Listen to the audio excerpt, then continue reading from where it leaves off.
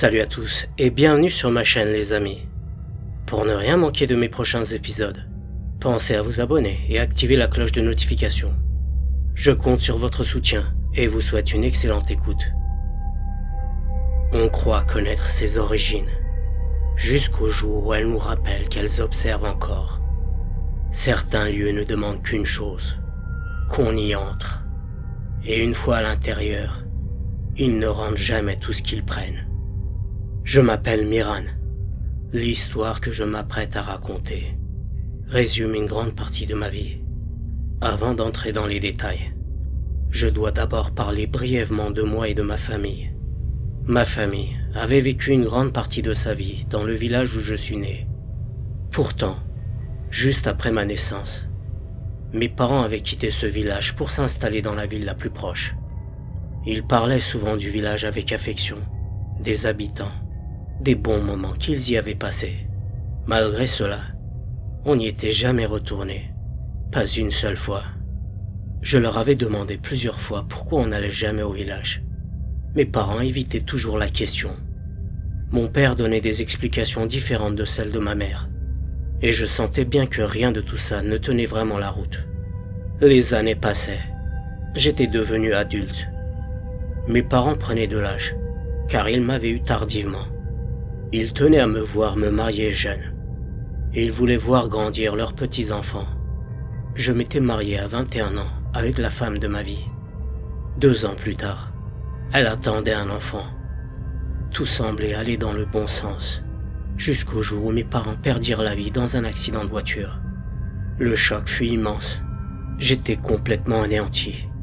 Il me fallut du temps pour accepter leur disparition, mais je compris ensuite que ma femme avait besoin de moi. Il fallait que je sois prêt pour la naissance de notre enfant. La naissance de notre bébé se passa bien. Pourtant, malgré le bonheur dans lequel on baignait, mes parents me manquaient terriblement. Je repensais souvent à leur envie de voir leurs petits-enfants. Cette pensée me brisait le cœur à chaque fois. Presque 2 ans après la naissance de notre bébé, j'avais quitté mon métier de chauffeur taxi. À cette époque-là, je pensais encore faire le bon choix. Mon meilleur ami de l'époque me parlait souvent d'achat et de vente de voitures. On se connaissait depuis l'enfance. Je pensais bien le connaître. Je lui faisais confiance. Lorsqu'il évoqua l'idée de s'associer, je n'y voyais aucun danger. J'empruntais de l'argent pour lancer l'activité, convaincu que le travail suffirait. Puis l'association prit fin. Je me retrouvais seul, avec des crédits à rembourser et aucune issue claire devant moi. La maison dans laquelle on vivait appartenait autrefois à mes parents. Ma femme m'avait suggéré de la vendre pour en acheter une plus petite. Pour moi, c'était hors de question. Mais il fallait subvenir aux besoins de la famille et rembourser les dettes. Les parents de ma femme nous avaient aidés financièrement pendant un temps. Je ne voulais pas dépendre d'eux indéfiniment. C'est alors que les souvenirs de mon père me revinrent en tête. Il parlait souvent de son village. Je pouvais m'y rendre, vendre la maison à un prix correct, rembourser les crédits et repartir sur de nouvelles bases avec ma famille. J'y réfléchis plusieurs jours. Puis j'appelai mon oncle maternel qui habitait pas loin. Je lui demandai si ce projet était possible. Il me répondit que oui, mais me prévint aussitôt. La maison devait être dans un état lamentable. Il faudrait sûrement nettoyer, réparer, remettre un minimum en état. Je lui dis que ce n'était pas un problème. J'avais surtout besoin de son aide pour m'y conduire et me montrer la maison où mon père avait grandi. Mon oncle m'expliqua qu'il connaissait le village, mais pas l'emplacement exact de cette maison. Après son mariage, mon oncle avait déménagé ailleurs, et les souvenirs s'étaient estompés avec le temps. On se mit d'accord pour s'y rendre en fin de semaine. J'avais souhaité que ma femme reste chez ses parents pendant mon absence, mais elle insista pour venir et rester à mes côtés. Mon oncle intervint, affirmant que l'état de la maison n'était pas adapté pour accueillir un enfant. Ma femme finit par accepter. Elle me dit d'y aller d'abord, et qu'elle nous rejoindrait quelques jours plus tard, une fois que l'état de la maison le permettrait. En réalité, c'était un endroit que je ne connaissais pas, un village que je n'avais jamais vu de mes propres yeux. Mais malgré cela, Ma femme avait beaucoup insisté pour venir avec moi et notre enfant. J'avais d'abord refusé, puis j'avais fini par céder. Je ne voulais pas la décevoir, et j'acceptais qu'elle vienne quelques jours après. Une semaine passa. Mon oncle et moi s'étaient retrouvés, puis on avait pris la route en direction du village de mon père. Le trajet se déroula sans événement particulier. À un moment, je lui demandai de me parler du village. Il me répondit qu'il n'en savait pas grand-chose. Il expliqua qu'il avait quitté très jeune pour ses études. Plus tard, il s'était marié, avait commencé à travailler et à vivre en ville. Il ajouta qu'il n'avait même pas assisté au mariage de sa sœur, ma mère, à cause d'une hospitalisation d'urgence. Quand on arriva au village, on descendit de la voiture et on marcha jusqu'à la place. Mon oncle regardait attentivement autour de lui. Il me disait qu'il ne reconnaissait aucune des personnes plus jeunes que lui que l'on croisait et que l'endroit avait beaucoup changé. Les villageois comprenaient vite qu'on n'était pas du coin. Certains nous observaient avec curiosité. Après avoir marché un moment, on arriva devant le café de la place. À l'intérieur, il y avait des jeunes, des moins jeunes et des anciens. On entra. J'avais eu l'impression que tous les regards se posaient sur nous. Mon oncle observait les villages quand un homme se leva. À la façon dont il se regardait, je compris qu'ils se connaissaient. Mon oncle s'avança vers lui. Ils s'enlacèrent brièvement et échangèrent quelques mots, chacun prenant des nouvelles de l'autre. Puis, mon oncle me désigna du doigt. « Et lui, c'est mon neveu. » L'homme regarda mon oncle, puis me fixa. « J'étais proche de ton beau-père, pourtant j'ai toujours cru qu'il n'avait pas d'enfant. » Je répondis calmement. « Et pourtant j'existe bien. » Il éclata de rire. « T'as raison, ce que je viens de dire n'était pas très malin. Excuse-moi. Je m'appelle Mustapha. » Par respect, je décidai de l'appeler oncle Mustapha. « Enchanté, oncle Mustapha. Je m'appelle Miran. » Il nous invita aussitôt à nous asseoir et à boire quelque chose. Pendant que l'on prenait le thé, d'autres hommes, à peu près de l'âge de mon oncle, s'approchèrent. Ils l'avaient reconnu et s'étaient joints à nous. Les souvenirs revenaient, les discussions s'étiraient. À ce moment-là, quelques jeunes vinrent vers moi. Ils me souhaitèrent la bienvenue et se présentèrent à leur tour. En vérité, l'intérêt que me portaient des gens que je ne connaissais pas me fit plaisir. Je compris mieux pourquoi mon père me parlait toujours de ce village avec autant de respect. Alors que mon oncle continuait à parler avec ses anciens amis, un des jeunes à côté de moi me demanda « C'est la première fois que tu viens ici, non ?»« Oui, répondis-je. Je viens voir la maison où mon père a vécu. » Un autre jeune ajouta « Si tu veux, on peut te faire visiter le village. » Mon oncle me regarda et dit « Vas-y mon neveu. Mais reviens tout à l'heure, il faudra qu'on aille voir la maison. » « D'accord, répondis-je, et je me levai. Je sortis du café avec mes nouveaux amis. Ils étaient 3, Malik, Karim et Yassine. Après avoir fait un tour rapide du village, on arrivait devant une fontaine. L'endroit me plaisait. Le paysage était magnifique, et je bus de l'eau fraîche. Elle avait un goût pur, et l'accueil des villageois suffisait à apaiser l'esprit, loin du stress de la ville. En face de la fontaine se trouvait une petite maison avec un jardin. Sur la terrasse, quelques jeunes femmes se chuchotaient des mots à l'oreille et riaient discrètement en nous voyant. On continua à marcher tout droit. Bientôt, il ne restait plus aucune maison et la forêt se dressa à quelques mètres.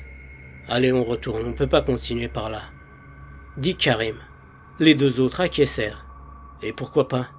demandai-je. Le paysage de cette forêt est magnifique, et si on avançait juste quelques pas à l'intérieur ? C'est impossible, répondit Malik. On n'y va pas. Et pourquoi ? Insistai-je. Qu'est-ce qui va pas ?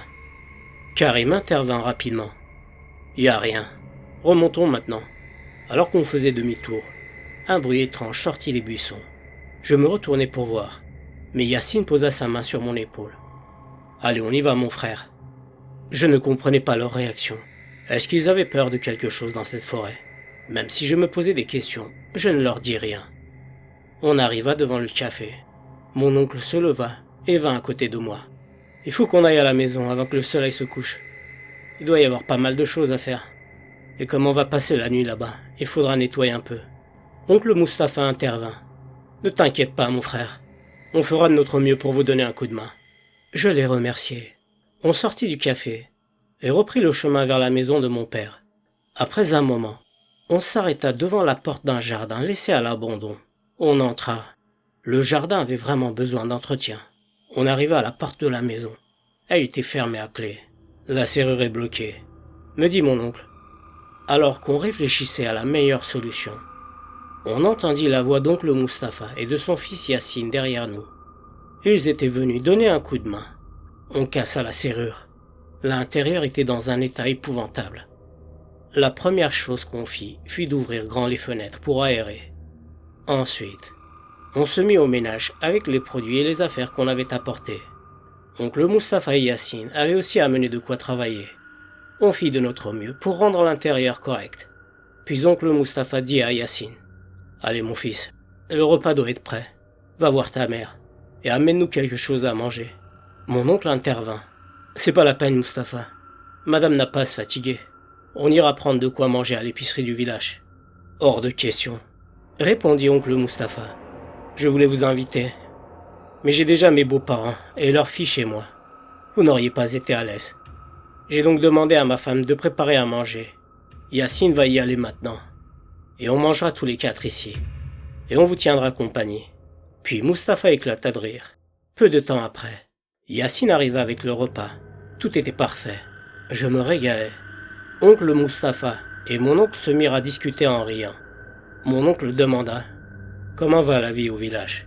Oncle Mustapha répondit: « Ça peut aller. Sauf qu'il y a quelque chose qui dérange la tranquillité du village. »« Quel genre de chose ?» insista mon oncle. « Je sais pas exactement. Une malédiction. Un acte de sorcellerie, peut-être. On ne comprend rien à ce qui se passe. »« Qu'est-ce que tu racontes ?» reprit mon oncle. « Sois clair, Mustapha. » Alors oncle Mustapha commença son récit. Il y a plusieurs années, une nuit, on entendit un bruit épouvantable dans le village. Tous les habitants sortirent. On se regardait. On cherchait à comprendre l'origine du bruit. Mais personne n'avait eu la réponse. Quelques jours plus tard, des événements étranges commencèrent à se produire. Les gens craignaient de sortir la nuit. Ces événements étranges s'étaient répétés plusieurs fois. L'imam du village expliqua que c'était le résultat d'une sorcellerie puissante qui s'était étendue dans le village.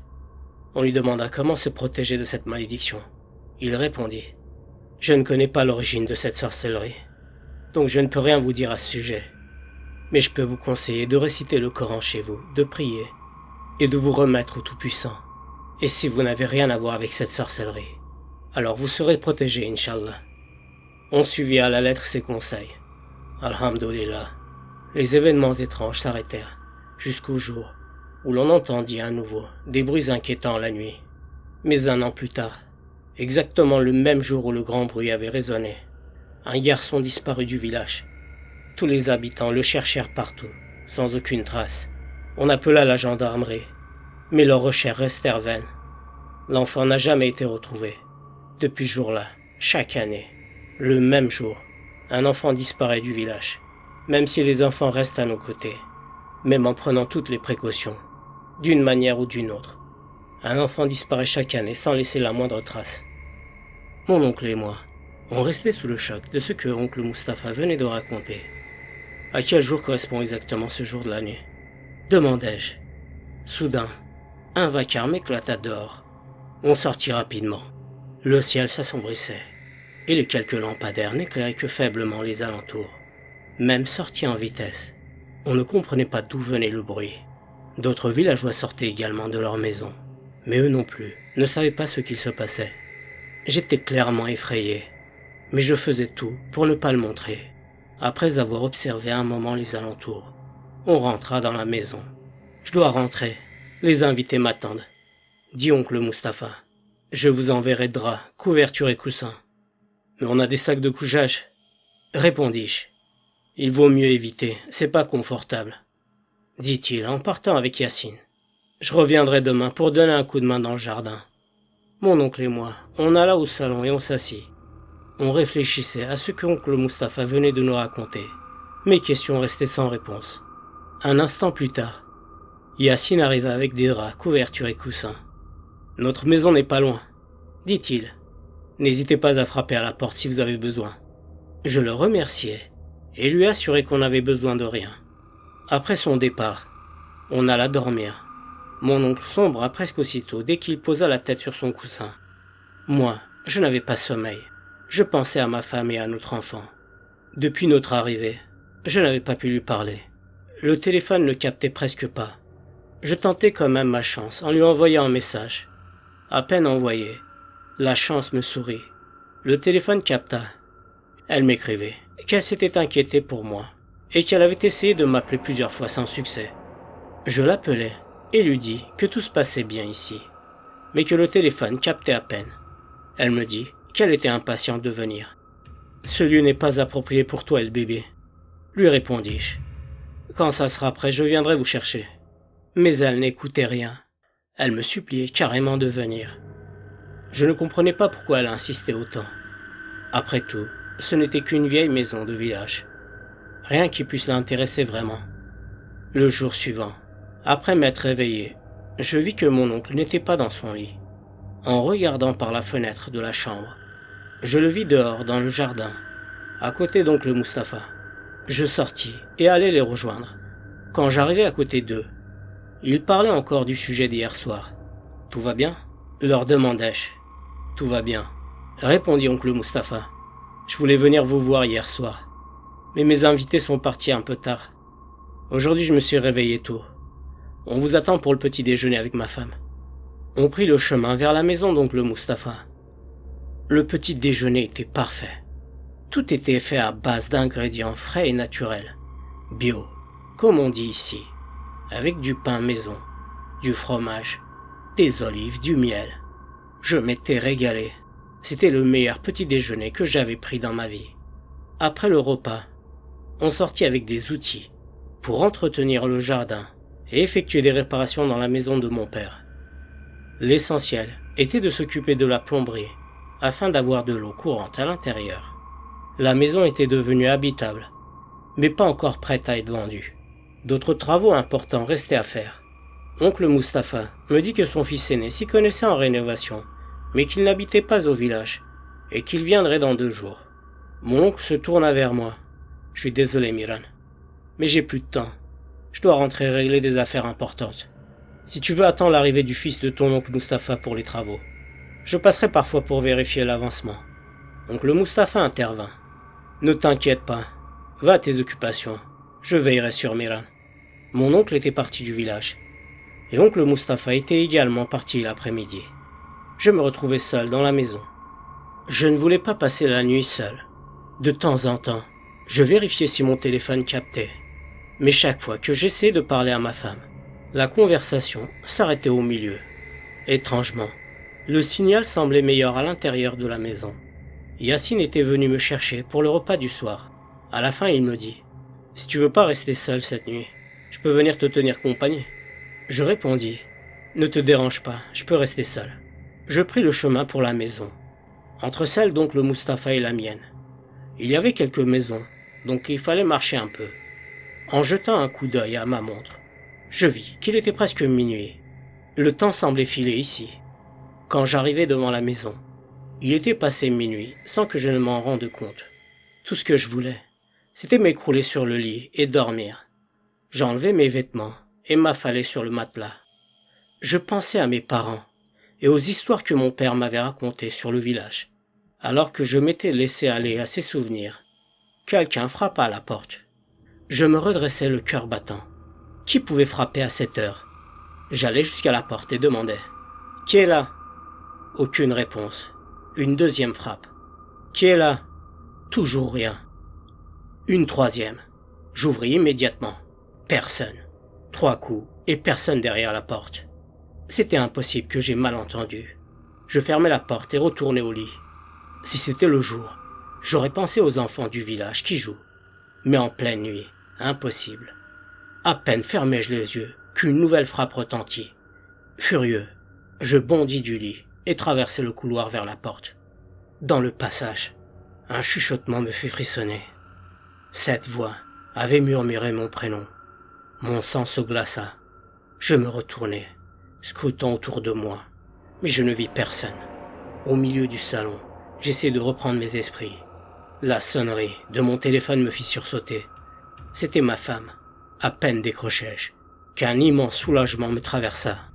On parla un moment, puis elle me dit vouloir venir demain.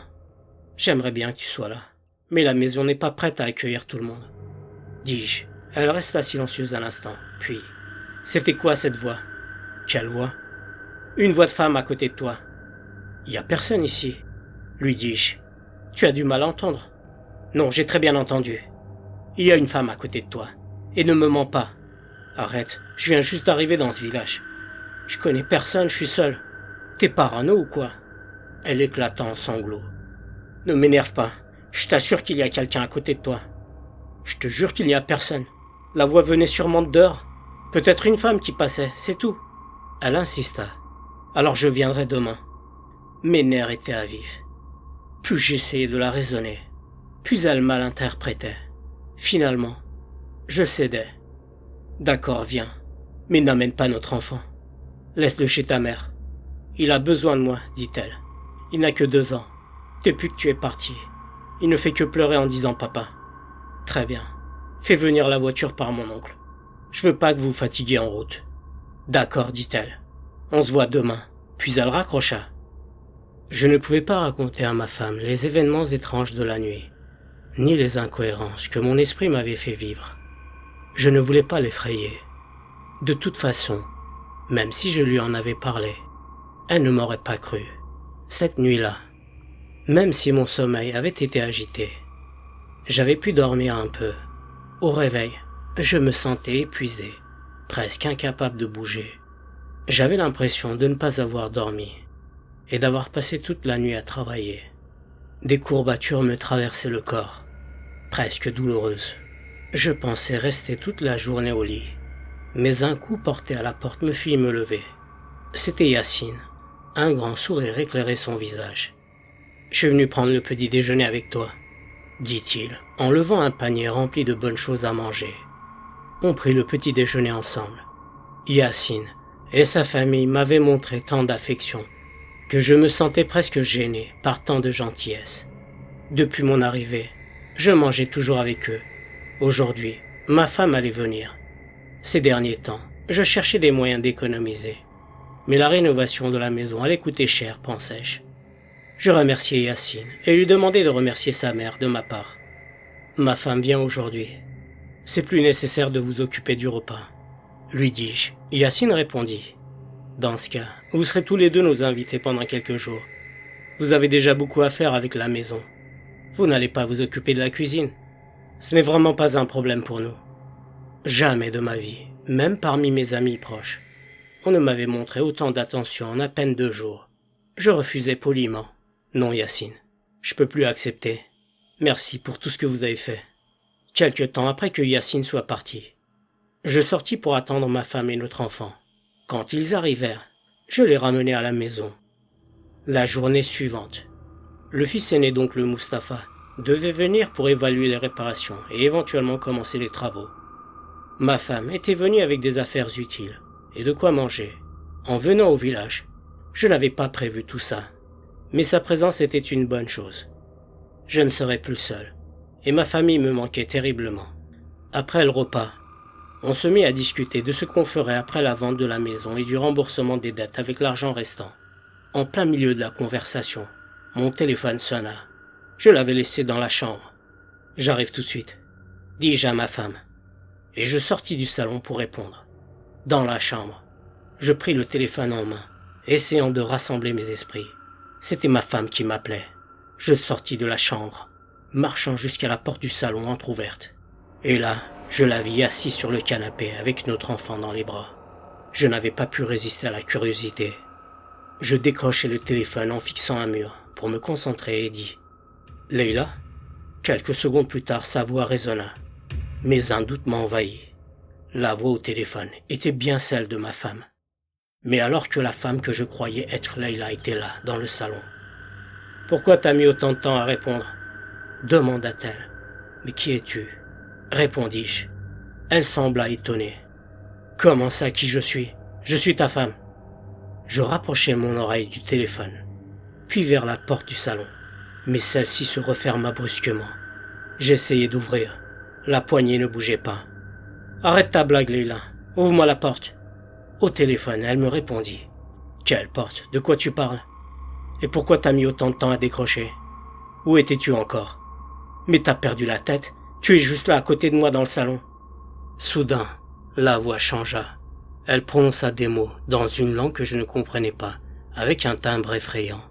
Mon cœur s'emballa. « Arrête de te moquer. Ouvre-moi cette porte. » À cet instant, les lumières s'éteignirent. Une voix au téléphone me dit « Je savais que tu allais venir. Ça fait longtemps que je t'attends. » Un grésillement perça mon oreille. Je lâchai le téléphone au sol et me bouchai l'oreille. La douleur diminua et j'ouvris les yeux. La lumière était revenue et la porte du salon était entr'ouverte. Je me baissai pour récupérer le téléphone. J'entrai dans le salon. Ma femme était assise sur le canapé. « Qu'est-ce qu'il y a? Qui t'a appelé ?» demanda-t-elle. Je réfléchis quelques secondes et répondis. C'était un faux numéro. Je m'assis à côté d'elle, l'esprit confus. Depuis que j'étais arrivé dans cette maison, je vivais des choses étranges sans en comprendre la raison. Je me sentais épuisé. « Je dois aller dormir, » dis-je. « Vas-y, j'ai pas sommeil. Je viendrai d'ici peu. » répondit-elle. Je montai à la chambre et m'allongeai. J'avais à peine fermé les yeux qu'elle entra. Je sentis qu'elle s'assit sur le lit, faisant du bruit. « T'as pas fini encore? Tu termineras demain. Dors un peu. » murmurai-je sans ouvrir les yeux. Elle ne répondit pas. Quand j'ouvris enfin les yeux pour voir ce qu'elle faisait, il n'y avait personne dans la chambre. Je me levai sur le champ et descendis au salon. Ma femme était toujours là. « Pourquoi t'es pas venue à la chambre ?» demandai-je. « J'arrive maintenant, » dit-elle. Prit notre enfant dans ses bras. Elle le déposa sur le lit. Je la fixai attentivement. Elle le remarqua et me demanda pourquoi je la regardais ainsi. Je ne répondis rien. Cette nuit-là, je n'avais presque pas dormi. Chaque fois que je me réveillais, tout semblait normal. Puis je me rendormais. Au matin, je me sentais épuisé, en manque de sommeil. Je pris mon petit déjeuner, puis sortis pour faire des courses que m'avait demandé ma femme. Il me fallait me rendre à l'épicerie du village, mais je ne savais pas où elle se trouvait. Je marchais droit devant moi, me disant que dans un petit village, je finirais bien par la trouver en croisant quelqu'un dans la rue. Après quelques pas, je croisai une jeune femme. J'hésitais à lui parler, mais il n'y avait personne d'autre. « Excuse-moi, où se trouve l'épicerie ?» demandai-je. Elle se tourna vers moi et, sans dire un mot, me pointa du doigt la direction. Je la remerciai et continuai à marcher. Machinalement, je me retournai quelques pas plus loin, mais il n'y avait personne derrière moi. Sans y prêter attention, je poursuivais ma route. Je finis par trouver l'épicerie et fis quelques courses demandées par ma femme. Sur le chemin du retour, je ne croisais toujours personne dans les rues. C'était étrange. Je me demandais où étaient passés les villageois. En arrivant à la maison, j'avais remarqué que ma femme agissait de manière étrange. « Il y a une femme qui est venue demander après toi. »« Quelle femme ?»« Je sais pas, j'ai pas vu son visage. Elle portait une sorte de cape avec une capuche qui recouvrait presque tout son visage. Elle a frappé à la porte, a demandé où t'étais, puis elle est partie avant que je puisse lui demander qui elle était. Je trouve ça étrange. Je connais aucune femme du village. Peut-être la femme d'oncle Mustapha, mais non. Pourquoi viendrait-elle ici ? » Je remis les courses à Leila et partis chez oncle Mustapha, pensant que son fils allait venir m'aider pour les travaux. Mais oncle Mustapha m'informa que son fils avait eu un empêchement et viendrait demain. Je retournai à la maison et m'occupai du jardin. Après le coucher du soleil, je rentrai et m'asseyai sur le canapé. Leila arriva avec un petit gâteau surmonté d'une bougie. C'était mon anniversaire. Je n'y avais même pas pensé. Les travaux de la maison m'avaient occupé l'esprit. Heureux qu'elle y ait pensé, je la pris dans mes bras et la remerciai. Alors que j'allais souffler la bougie, on frappa fort à la porte. Ma femme aussi avait entendu. « Je vais voir qui c'est, » dis-je. Je marchai vers la porte. Et à nouveau on frappa. J'ouvris. Personne. Cette fois, Leila avait aussi entendu. Depuis le salon, elle demanda. « Qui c'était ?»« Je ne sais pas, il n'y a personne. Il fait trop sombre pour voir au loin. » Je restai sur place, essayant d'habituer mes yeux à l'obscurité. Quelques secondes passèrent quand Leila poussa un cri. Je me précipitai au salon. Elle tremblait, pointant du doigt la fenêtre. « Qu'est-ce que t'as, Leila? Qu'est-ce que t'as vu ?» Un visage effrayant. Il me regardait et me souriait. « C'est bon, calme-toi, tu as dû mal voir. » J'essayais de la rassurer, mais rien n'y faisait. « C'est bon, je vais vérifier, ne t'inquiète pas. Reste ici et n'ouvre la porte à personne d'autre que moi. » Leila m'attrapa le bras, suppliant. « S'il te plaît, n'y va pas. Ne nous laisse pas seuls ici, j'ai très peur. Ça va aller, il n'y a personne d'autre que nous à l'intérieur. » Je vais lui remonter les bretelles. Je sortis avec la torche de mon téléphone et fis le tour de la maison. Personne. Alors que je revenais vers la porte, j'entendis de nouveau la voix de Leila crier. La porte de la maison était entr'ouverte. Je la trouvai allongée sur le sol du salon. Je l'aidai à se relever et demandai « Qu'est-ce qui s'est passé ?» Elle sanglotait et reprit « Quelqu'un a enlevé notre enfant. » C'est comme si je venais de recevoir un coup de massue. Je regardais autour de moi. Notre enfant n'était plus là. « Leila, décris-moi qui t'a fait ça. » Je ne sais pas si c'était un homme ou une femme. Il était habillé en noir. Derrière moi. Je me suis retourné. Tout s'est passé si vite. Il me l'a arraché des bras. C'est impossible, personne n'a pu entrer ou sortir. J'étais dehors, il n'y avait personne. Mais Leila répétait inlassablement la même chose. J'étais sur le point de perdre la tête. Je me précipitai vers la porte. Elle était ouverte. Dehors, je regardais autour de moi. Puis, je me souvenais des histoires de disparition d'enfants racontées par oncle Mustapha. Je regardais au loin. Ce n'était plus le village que je regardais, mais la forêt sombre qui s'étendait à perte de vue. Et voilà, c'est la fin de la première partie de l'histoire, les amis. Merci de l'avoir écoutée. J'espère qu'elle vous a plu.